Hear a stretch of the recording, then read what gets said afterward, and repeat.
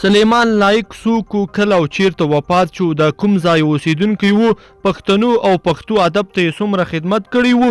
هیله د ویډیو را سره تر پایه پورې وګورئ. لیدونکو سلام، وخت مو په خیر.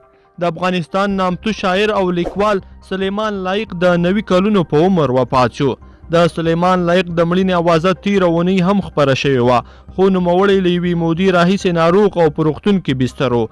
پرون د سلیمان لایق زوی غرزي لایق د خپل پلار مړینه تایید کړه.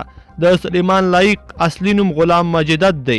په 1909 لمریز کال د پکتیکا ولایت په خرنه کې زیږېدلی.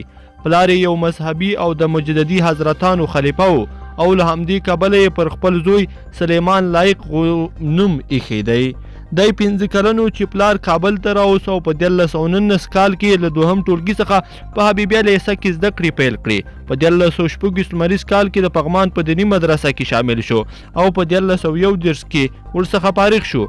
سلیمان لایق د لوړو زده کړو لپاره لومړی شریعتو پوهنځی شروع کړ، خو ژر یې پرېښود او ادبیات یې ولوستل. دی په 1926 لمریز کال کې د کابل پوهنتون د ادبیاتو له پوهنځي څخه فارغ شو. د لایق سے مهم آثار عبارت دي: چونغر، د اباسین سپیدي، کیږدۍ، کیسې او افسانې. لیدونکو په دې هیله چې دا مطلب به مو راسره تر پایه پورې لیدلی وي. که مو دا ویډیو خوښه شوې ویډیو لایک کړئ، د سره او چینل هم سبسکرایب کړئ.